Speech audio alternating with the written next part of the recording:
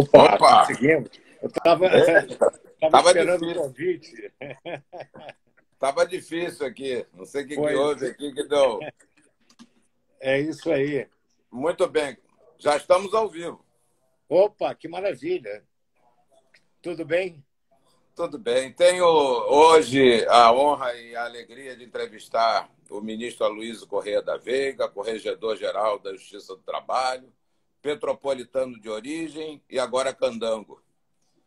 Trata-se de um dos ministros mais respeitados dentro e fora do Tribunal Superior do Trabalho, ex-conselheiro do CNJ, membro da Academia Brasileira de Direito do Trabalho, autor de inúmeras teses adotadas pela Corte Superior Trabalhista. Ministro Aloysio, estamos vivendo um dos momentos mais aflitivos da história da humanidade, no sétimo país mais desigual do mundo, em que quem ganha mais do que R$ 5.500 está entre os 10% mais ricos do Brasil.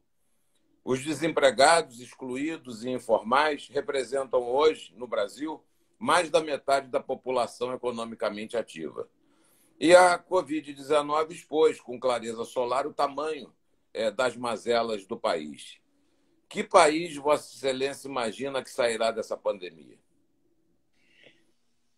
Olha, nós estamos vivendo um momento. Primeiro, um bom dia a todos, né, que estão nos assistindo. Para mim é uma honra muito grande, inclusive, participar desse encontro com a academia, a qual, né, para mim, é uma casa também, na medida em que ocupo uma das cadeiras, né, a de número 12, cujo patrono é Nereu Ramos, o que me honra muito. E, na realidade, nós estamos vivendo um momento de lembrança imemorial, não é? Que está muito longe da memória, que, na nossa realidade, foi uma revisitação à epidemia da gripe espanhola, em que houve uma morte, uma letalidade infernal no Brasil e no mundo na ocasião. E nós tivemos até a questão o que mais está presente até hoje foi a morte de Rodrigues Alves, o presidente eleito na ocasião, que foi vitimado pela gripe espanhola e pela epidemia espanhola, né? E, na realidade, nós estamos vivendo uma pandemia que não há precedentes. Não havia um preparo do mundo para isso. Só que muitos receberam a crueldade dessa história com uma seriedade maior, no sentido de proporcionar o isolamento para que terminasse de maneira mais rápida, né? Que passasse por essa crise absoluta de uma maneira menos traumática do que está acontecendo no Brasil na atualidade ou na realidade. Não temos, naturalmente, uma perspectiva de quando isso vai terminar. O mundo sai dessa epidemia, ou sairá dessa epidemia, porque vai passar. O grande problema é exatamente as consequências que isso daí advém. O mundo vai sair de forma mudada, inclusive com relação a absolutamente tudo. As relações autônomas de trabalho que irão surgir através da experiência do trabalho remoto, não é mesmo? Porque nós tivemos que nos reinventar nesse período. Tivemos que nos adaptar a uma realidade provocada por esse isolamento. E essa realidade provocada pelo isolamento está desenvolvendo outras competências de atuação. E isso o mundo sairá diferente, com toda certeza. Perfeito. Ao longo do tempo, a Justiça do Trabalho tem sido questionada quanto à sua utilidade social. No entanto, os fatos demonstram que, enquanto houver desigualdade social no Brasil, trabalho escravo, trabalho infantil, desemprego, fraudes, a Justiça do Trabalho ela não é apenas necessária, ela é muito necessária. Como a Justiça do Trabalho pode e poderá contribuir durante e após a pandemia, ministro Aloysio? Essa história porque isso é uma questão política, um viés político com relação ao questionamento e a história de uma crítica absoluta à justiça do trabalho e ao direito do trabalho especificamente. A justiça do trabalho é uma consequência. E, na realidade, a justiça do trabalho ela demonstrou ao longo do tempo, desde a sua história, desde o seu início, a efetividade da prestação jurisdicional, totalmente diversa daquela realidade que nós tínhamos no direito comum, não é? Nos tribunais de justiça, historicamente, com uma lentidão maior do que a própria justiça do trabalho e a questão do próprio processo do trabalho diferenciado do processo civil. Quando a CLT veio, não é, em 1943, ela veio numa mudança de pensamento do mundo com relação a uma crítica absoluta ao processo. E o processo se notabilizava por ser caro, com pouco acesso e demorado, moroso. E o processo do trabalho traz uma oralidade, uma facilidade, enfim, uma possibilidade de acesso até mesmo pelo ius postulante. E, além disso, em que a simplicidade do processo de trabalho, a instrumentalidade, na ocasião, aberta, porque era um rompimento com aquela formalidade oriunda do Código de 1939, recém-implantado no Brasil, e essa mudança de paradigma do processo, de modo a trazer para a realidade jurídico-processual relações altamente práticas e eficazes de evitar um tempo maior na conquista dos atos processuais. E a primeira delas, que foi a mais importante, foi a comunicação dos atos processuais, inclusive a citação, que era de mão própria, tinha que ser pessoal e coisas que tais, pelo princípio do Código de Processo. Nós trouxemos a comunicação por meio de carta, pelos Correios. E isso, naturalmente, demonstrou o que era essa mudança desse formalismo absoluto. Então, o processo de trabalho ele trouxe uma mudança de paradigma, trouxe uma expectativa, e essa expectativa de realidade se tornou efetiva, e tanto se tornou efetiva que a inspiração foi ao contrário, inspirou o Código de Processo Civil em diversas mudanças com relação ao Código de 73, a reforma de 94 e, naturalmente, o Código de 2015, muito mais próximo daquele primitivo processo de trabalho do que é hoje o que nós chamamos de processo de trabalho. Então, essa questão da utilidade da justiça do trabalho, ela se demonstra pela sua atuação, pela sua história, pela sua estatística, pela sua produtividade, enfim, pela seriedade com que ela responde a essas provocações, e tanto nesse período de pandemia, que quando nós fomos para o trabalho remoto, quem respondeu à jurisdição foi a Justiça do Trabalho. Com atividade, naturalmente, porque uma das partes daquela relação jurídica são os mais vulneráveis. E, por isso, é preciso que haja uma presença do Estado nessas relações jurídico-processuais com uma especialidade que é necessária. Então, não me parece que essa crítica possa ter assim, efetividade maior. Não é? Existe, de vez em quando, de quando em vez, vem um discurso contrariamente à justiça do trabalho. É verdade, contraria interesses. Contrariando interesses, vem a crítica. Agora, é preciso que a gente supere a crítica com essa nossa atividade que é específica, né? Penso eu. No Brasil é complicado se falar em direito social, né?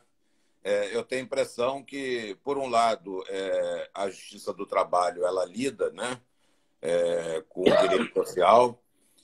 Por outro lado, embora nem todos sejam locadores, nem todos sejam proprietários, nem todos sejam criminosos, todos ou são empregados ou empregadores.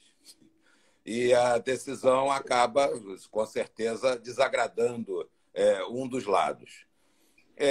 E além da questão do direito social, nós também temos o problema do fato de que a economia ela vem, com o passar do tempo, preponderando sobre os direitos fundamentais dos trabalhadores. Talvez, inclusive, isso pudesse ter sido solucionado pela própria Constituição, de maneira que aquela parte da ordem econômica, exatamente ali, o direito do trabalho tivesse tido uma dedicação maior por parte do legislador.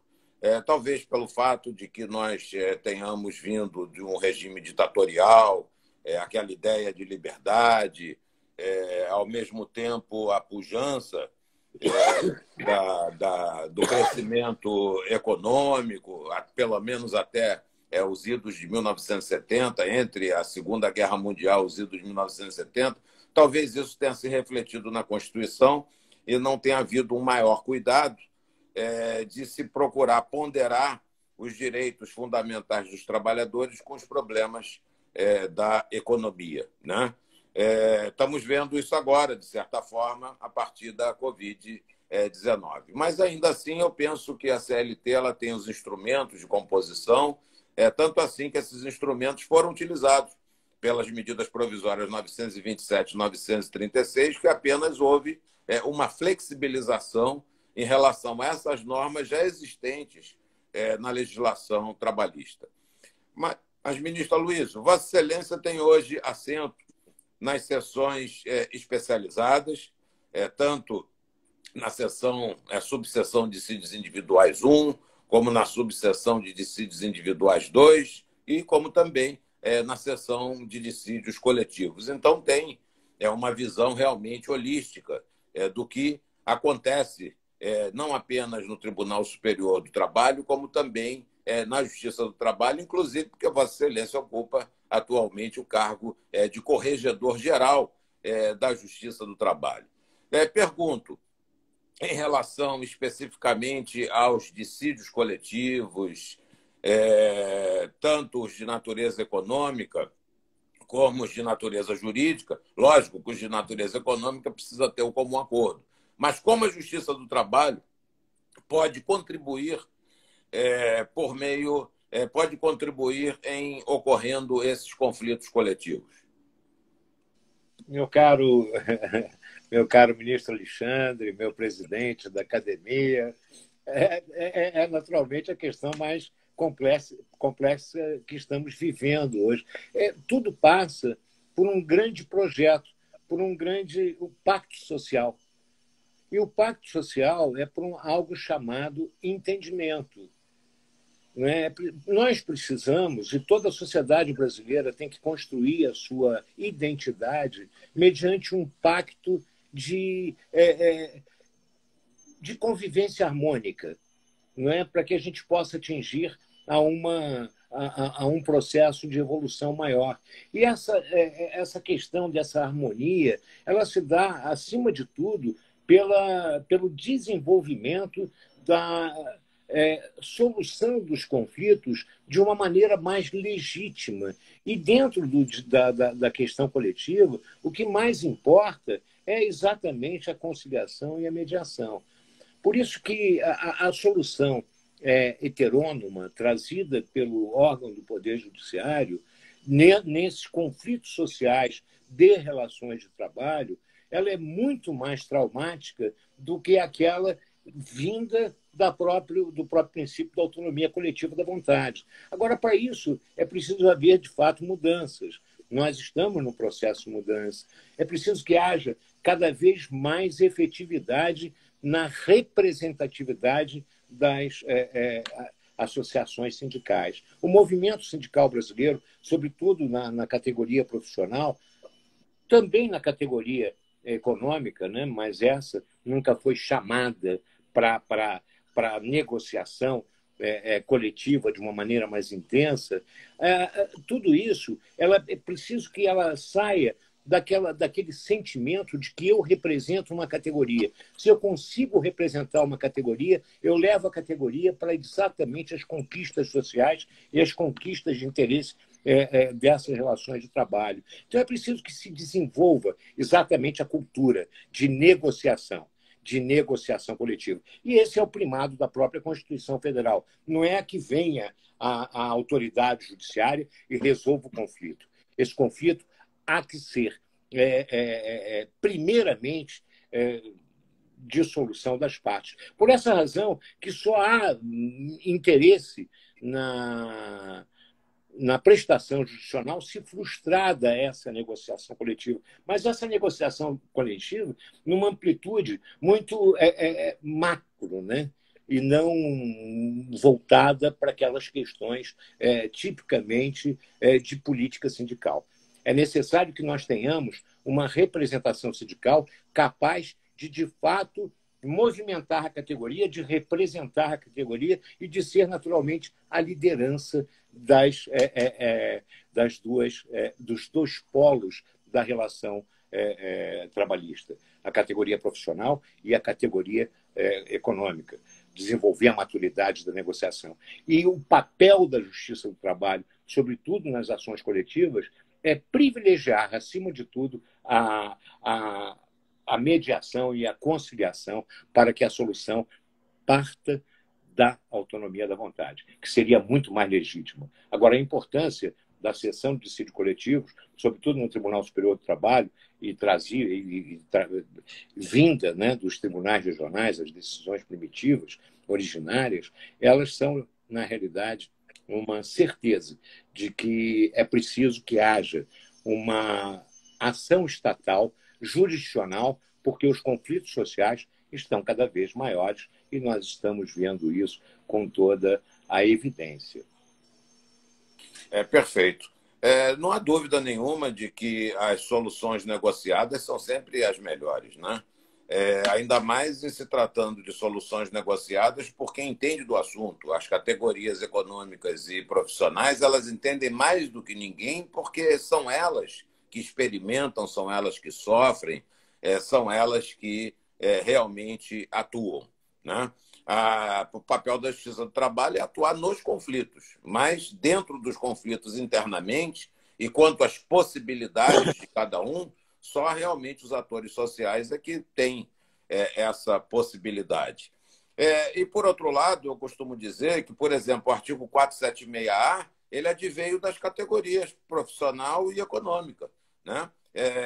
Aquela suspensão temporária do contrato de trabalho com requalificação, aquilo ali veio do ABC paulista, daquela situação em que as indústrias de automóveis, em determinado período do ano, tem uma baixa de produção e, para evitar despedida, então, em massa de trabalhadores, como ocorria, veio dessas próprias categorias profissionais essa solução que foi levada, na época, ao Legislativo no governo Fernando Henrique Cardoso. Então, vejam bem, trata-se de uma norma que está na CLT e que adveio exatamente da negociação coletiva. E mais ainda, trata-se de uma norma que foi utilizada agora na Covid-19 com alguma flexibilização, mas que foi utilizada para a composição de conflitos. E, surpreendentemente, apesar de tudo isso, o legislador, então, estabeleceu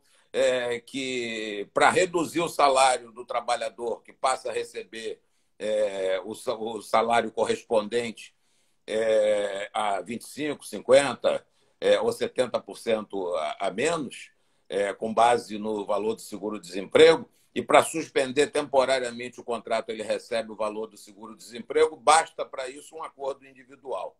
Imagina a situação de um gerente de uma grande empresa que recebe cerca de R$30 mil por mês e que o contrato dele é suspenso temporariamente por 2 meses e ele passa a receber o valor do seguro-desemprego, isso sem que exista a possibilidade de negociação coletiva para ele. Então, são situações realmente que fazem com que nós tenhamos que refletir sobre essa ideia dos acordos individuais. A Justiça do Trabalho ela tem atuado silenciosamente. Todo ano, época de Natal, Ano Novo, etc., os aeroviários querem entrar em greve. E só não entram em greve por conta do trabalho de mediação da Justiça do Trabalho. As greves, a Justiça do Trabalho tem esse know-how, né, me parece, de mediação. Vê que as greves no setor privado elas não costumam durar a composição geralmente é feita com eficiência pela Justiça do Trabalho. Quando a gente vê, no entanto, uma greve em outros setores, né, que não são aqueles setores abrangidos pela Justiça do Trabalho, a gente vê como se perpetuam, né? Olha aquele caso dos motoristas autônomos, o tempo que durou aquela greve que, na verdade, não teve, no fim das contas, uma solução eficiente. E outras greves que nós vemos aí no setor público. Aliás, até hoje não temos, né, uma legislação específica para o setor público em relação a greves. Ministro Luiz, sim. Não, vai. Não, era essa abordagem da importância. Na realidade, só para a gente estabelecer, a questão não do acordo coletivo, mas o acordo individual para a redução de salários. A única coisa que nós precisamos entender é que, em situação de emergência, emergencial, transitória, e tem que ser transitória, não é para sempre, e tomara que passe rápido, mas nessa situação emergencial, é preciso que a gente tenha uma visão mais ampla de como eu vou chegar à continuidade de uma situação. Nós tivemos que resolver coisas da noite para o dia, de tomar decisões imediatas. E aí vamos só criar, hipoteticamente, um fato. Se eu tenho um comércio e não consigo ter atuação durante 3 meses, fechado absolutamente, o que está acontecendo com relação ao direito comum? Os aluguéis estão sendo negociados no sentido até de não haver o pagamento dos aluguéis para manter o contrato íntegro. No contrato de trabalho, é verdade, nós temos a questão social muito séria. Agora, se eu tenho um empregado, gerente, como dito, que ganha uns 30 mil reais, não é? E, nesse momento, o empregador, diante da realidade existente, ou preserva o emprego ou reduz pela metade o salário, e eu não der, vamos dizer assim, não é questão de dar a validade, é questão de entender o momento social que isso representa, para entender a razão do princípio da autonomia da vontade. Nós estamos diante de uma pandemia. Ou é isso ou é nada. E nós temos uma outra realidade que é muito sensível no direito do trabalho, é que hoje o trabalho formal mudou no mundo. E mudou no Brasil também. Hoje nós temos um contingente de empregados que representa 10%, 15% da população brasileira. Porque o restante está nós temos 14 milhões de desempregados, 13 milhões ou 12 milhões de desempregados no Brasil, na atualidade. 20 milhões. 20 milhões, já subiu. Pois é. Nós temos 14 milhões no mercado informal. Nós temos uma população economicamente ativa de 30% ou 40% da população brasileira. Então, é preciso entender o seguinte: nós temos que trazer para a formalidade esse contingente que está na informalidade, porque esse não tem o direito ao trabalho. Exatamente. Nem o pessoal que trabalha em plataformas digitais, uberistas. Então, para mim, é muito mais importante a causa finalis, né? Eu preservar o emprego. E de que maneira eu posso preservar o emprego numa situação emergencial dessa, em que os aluguéis não estão sendo pagos, porque os locatários desses empreendimentos não têm como pagar. Como é que eu vou manter uma folha de pagamento se eu não recebo, se eu não tenho receita? Então, é preciso que isso seja negociado. Agora, a negociação coletiva, em determinados momentos, pode, naturalmente, não ser eficaz por formalizar absolutamente mais. Mas isso não é uma questão que eu queira dizer que deva permanecer. Isso é algo emergencial, como nós estamos no trabalho telepresencial.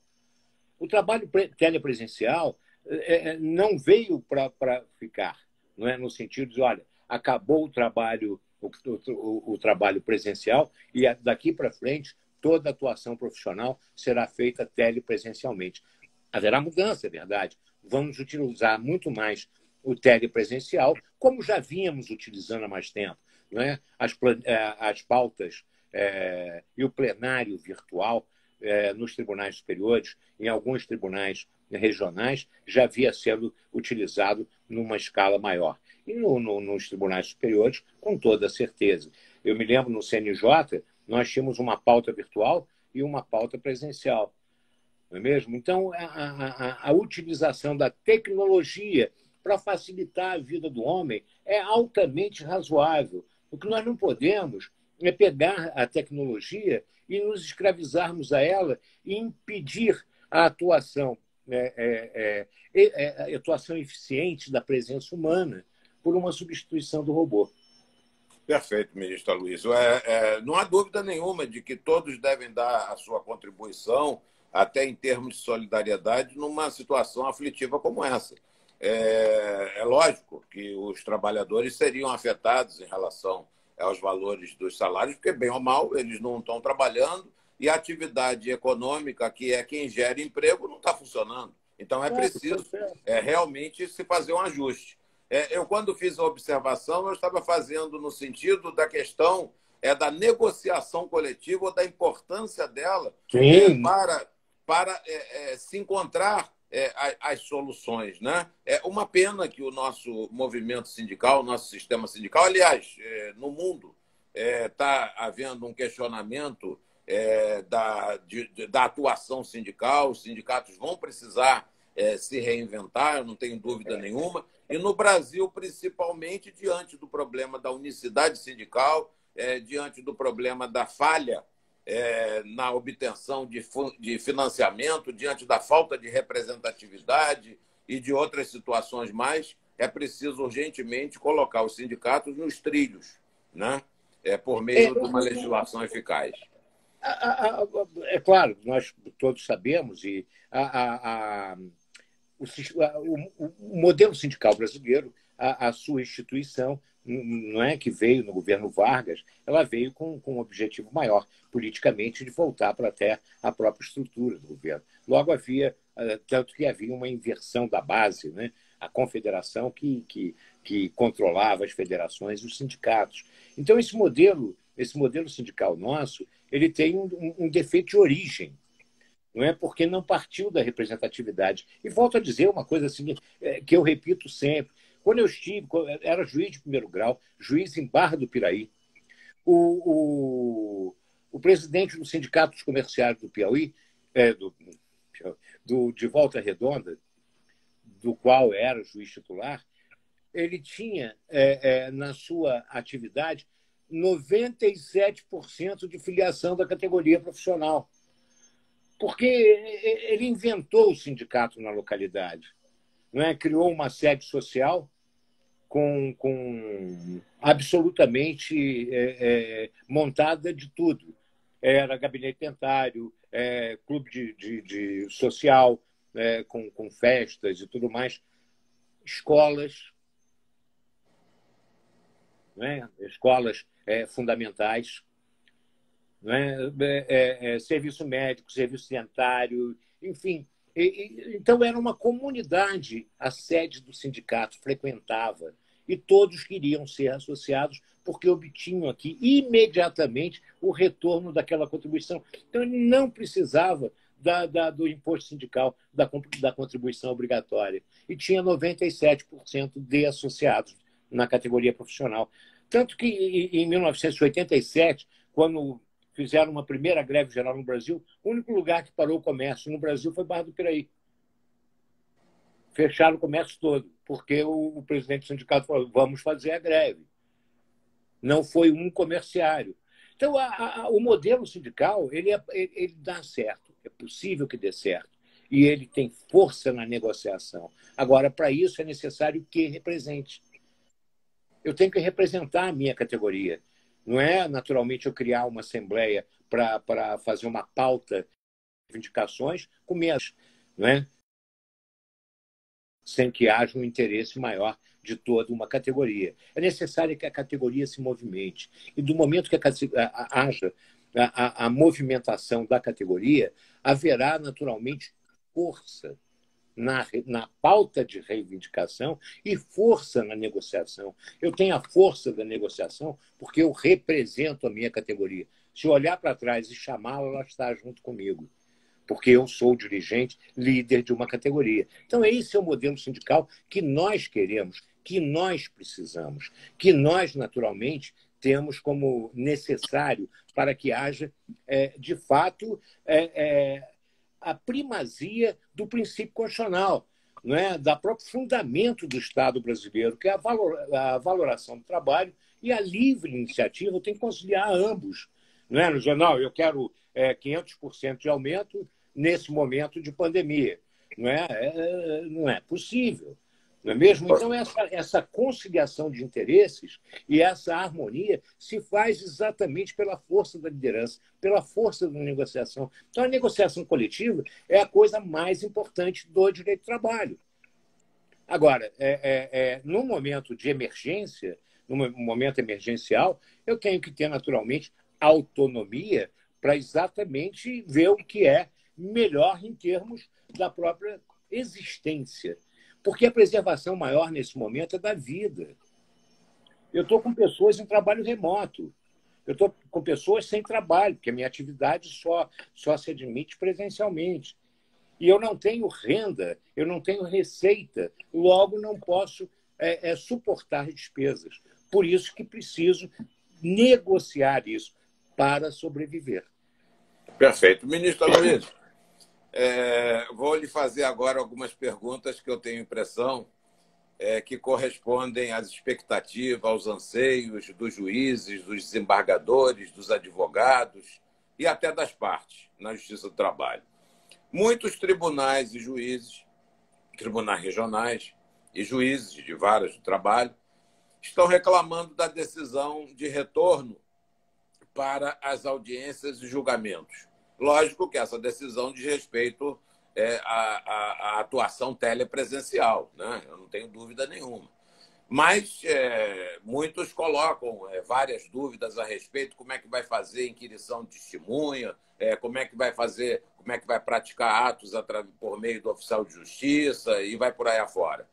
Que dificuldades Vossa Excelência, como corregedor, tem escutado, tem sido por esses juízes, por esses desembargadores, por esses tribunais apontadas e como contornar essa situação? Meu caro ministro Alexandre, meu amigo, a questão do retorno, não é? E da atividade institucional, que quando nós viemos, nos idos de março, lá para o dia 15 de março, quando o efeito da pandemia já trazia uma preocupação não, uma realidade cruel de letalidade, já impondo que houvesse uma proatividade no sentido de eu conviver com essa mudança e nós reinventarmos o sistema de justiça, todos nós, não é? Para que pudesse dar efetividade, fomos para o trabalho remoto, suspendendo absolutamente tudo. E a primeira providência da corregedoria na ocasião foi, olha, em trabalho remoto significa dizer, trabalho remoto não são férias, ou não equivale, não se equipara às férias, nem ao recesso. Então, o trabalho remoto é colocar em dia aquilo que está pendente de solução.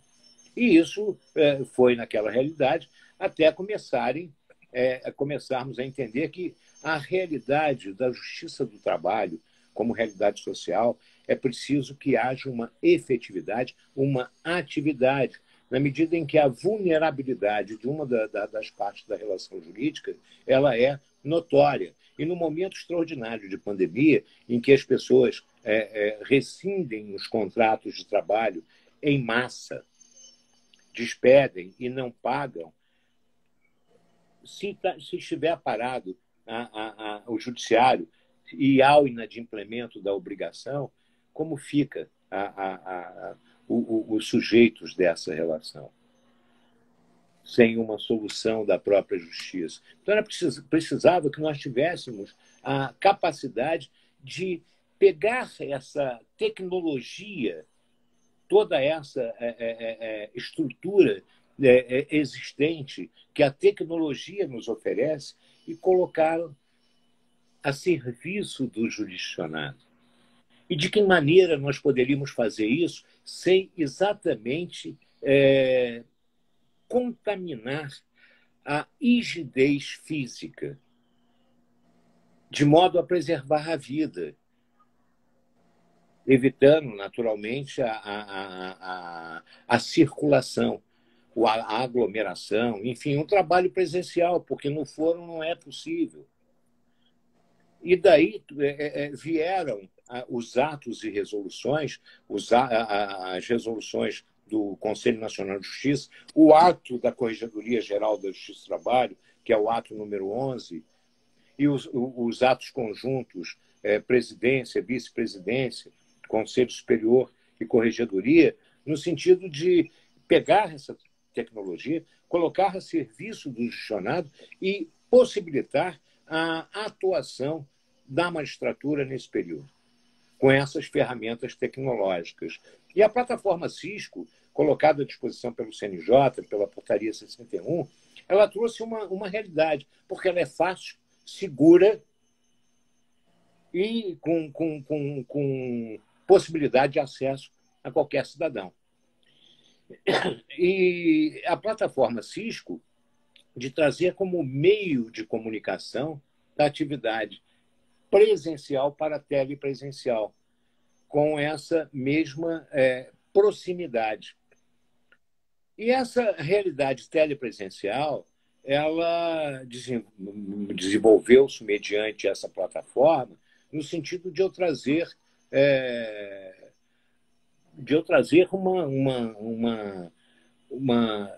vamos dizer assim, atuação efetiva.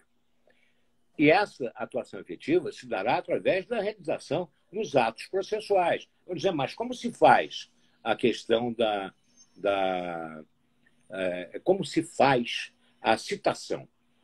Nós fomos os pioneiros, o Justiça do Trabalho foi pioneiro. Nós estamos diante de uma pandemia, estamos diante de uma emergência, estamos diante de uma necessidade atual, transitória, é verdade, que ela precisa tornar-se ideal e efetiva. Então, por isso que eu tenho que ter meios. Estamos nos reinventando.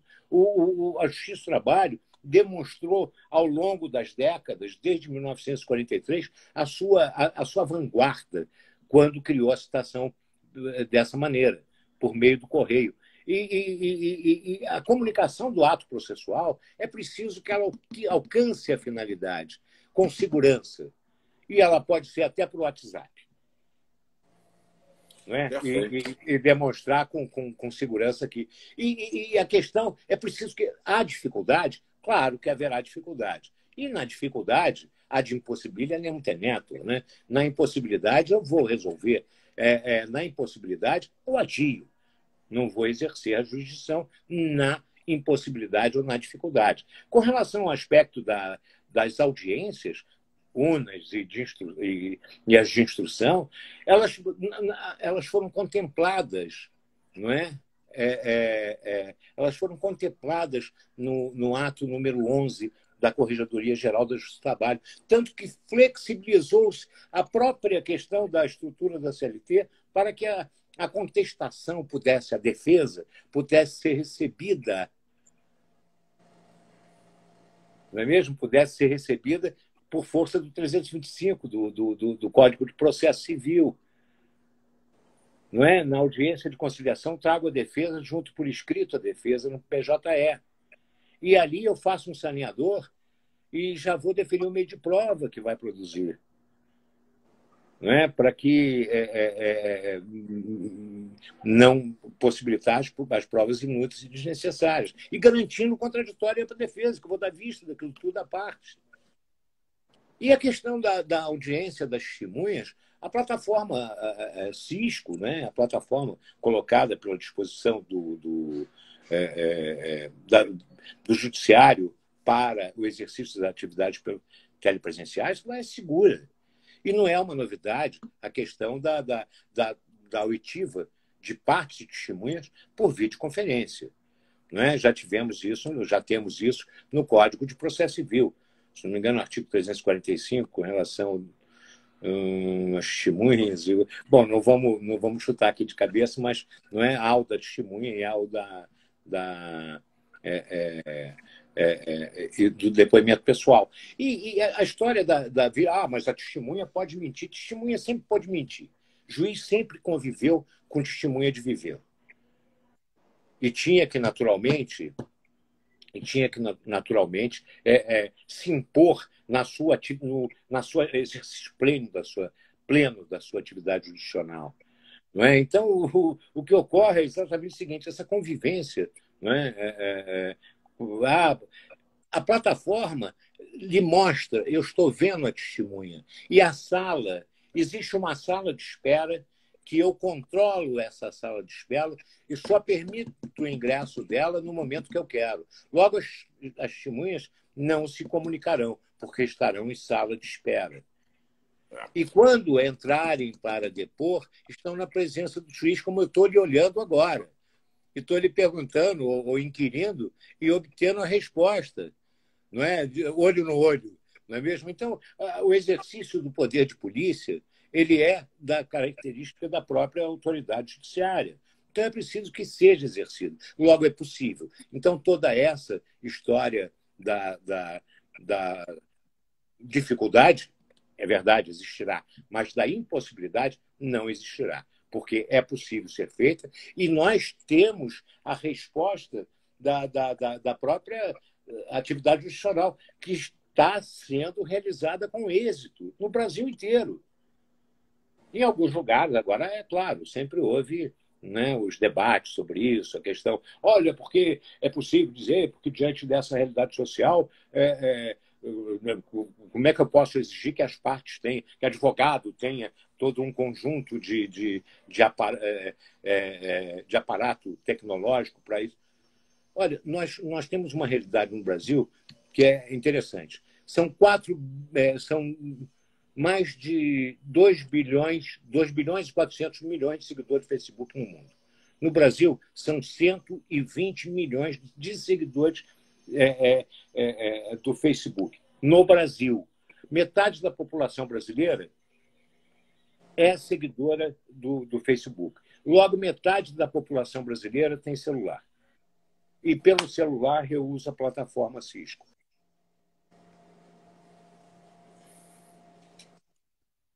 É preciso entender que eu posso utilizar toda essa história e que não é um complicador maior. O complicador, no caso concreto, esse eu vou resolver, não é? Com a minha prudência, o livre-arbítrio. Ministro Luiz, nós temos ainda 10 minutos. Me coube a responsabilidade de implantar esse sistema telepresencial lá no Tribunal Superior do Trabalho, que vem sendo utilizado por todos. E eu tive que, na época, entrar em contato com a Ordem dos Advogados do Brasil, com o Ministério Público do Trabalho, e todos eles aceitaram prontamente, acharam ótimo que isso acontecesse, deram as suas contribuições, fizeram sugestões. E agora, no entanto, a gente acaba encontrando dentro dos próprios juízes alguma resistência. O que me parece, de certa forma, incompreensível. Nós temos feito as sessões de julgamento, vamos fazer agora, inclusive, o pleno, e tem dado tudo certo, sem menor tipo de problema. Eu me lembro que os juízes reivindicavam que, em se tratando de precatórias, que elas pudessem ser feitas por meio telepresencial, por teleconferência.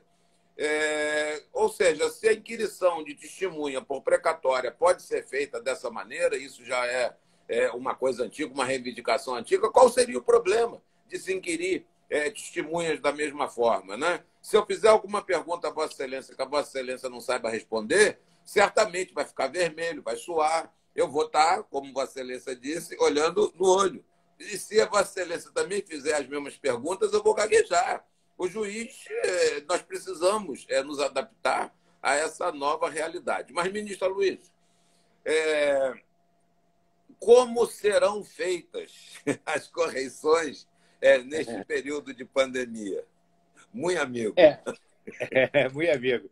Com relação à questão ainda da instrução, eu, quando estive no CNJ, nós fizemos inquirição de partes, né, depoimentos pessoais, e inquirição de testemunhas por videoconferência em processos de uma responsabilidade absoluta, né, por videoconferência, para que não houvesse o deslocamento do Oiapoque ao Chuí de toda a estrutura, né, da jurisdicional para poder atender. Em tempo real eu consigo resolver isso, com segurança. A questão é exatamente com facilidade de segurança. Então, os meios telemáticos que estão disponíveis, eles têm que ser, de fato, como eu disse anteriormente, têm que ser utilizados tendo como destinatário os jurisdicionados, né? Então, quem é o destinatário são os jurisdicionados. Aliás, Vossa Excelência, né, foi o grande ícone com relação à questão da viabilidade de consolidar os mecanismos para que nós tivéssemos esse êxito que nós estamos tendo hoje nas sessões telepresenciais. E nós estamos utilizando já com uma ambientação já muito mais tranquila, não é? Porque estamos exercendo, são as sessões de turmas a semana inteira. É claro que Vossa Excelência tem muito trabalho, na medida em que é solicitado a cada dia por todos, não é? Olha, aconteceu isso, o que eu faço e tal, mas que a equipe está toda ela voltada para atender as situações emergenciais. Mas nunca houve, olha, não vamos fazer a sessão porque caiu tudo, porque deu problema aqui, deu tilt nos meios telemáticos. Nunca houve isso. Nós conseguimos fazer todas as sessões. E se acontecer, suspende. Quantas vezes as sessões são adiadas por um impedimento qualquer, as presenciais? Não é mesmo? Por que não as telepresenciais? É a mesma coisa. Agora é preciso entender o seguinte: nós precisamos de algo chamado coparticipação. O processo hoje, ele é comparticipativo. Há a cooperação. Tem que haver algo chamado cooperação.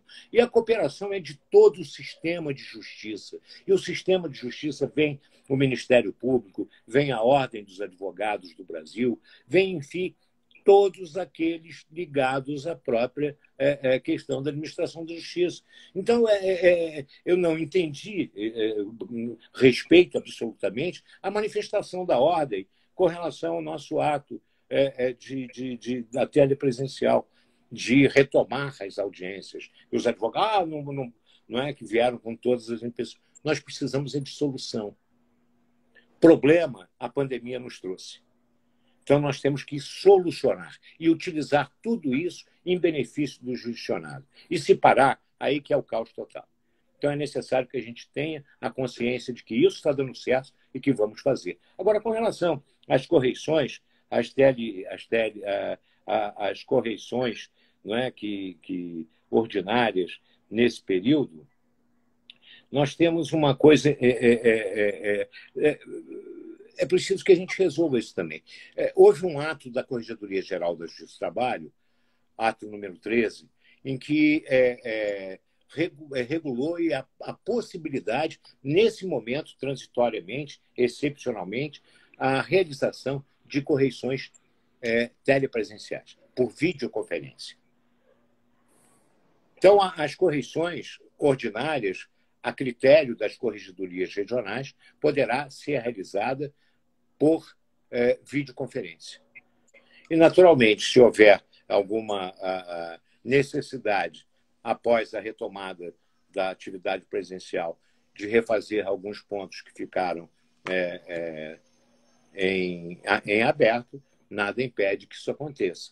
Mas, dentro do princípio da autonomia dos tribunais, não é, autorizar os corregedores regionais, se for o caso, a realizar as correições por videoconferência. E com relação às correições gerais, que é da competência da Corregedoria Geral da Justiça do Trabalho, eu estou fazendo assim, a Corregedoria está atuando, porque nós temos hoje em tempo real, pelo e-gestão, toda a atuação dos tribunais regionais do trabalho no Brasil.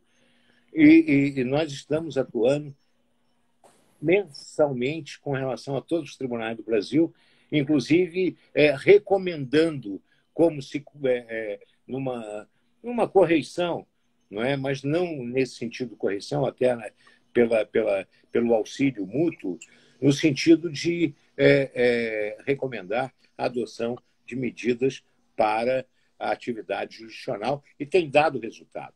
Com relação aos processos que, porventura, estejam com excesso de prazo, com relação à atividade das corregedorias regionais e da presidência do tribunal em face dos desembargadores. E, naturalmente, toda essa estrutura tem sido acompanhada diariamente pela corregedoria e mensalmente comunicada aos tribunais. Tanto que nós fizemos um levantamento dos 100 processos mais antigos do Brasil. Fizemos um levantamento dos 100 processos mais antigos do Brasil na Justiça do Trabalho. E recomendamos aos tribunais e conseguimos que 52 fossem resolvidos já, de março até agora. Dos 100 processos mais antigos, 52 se resolveu.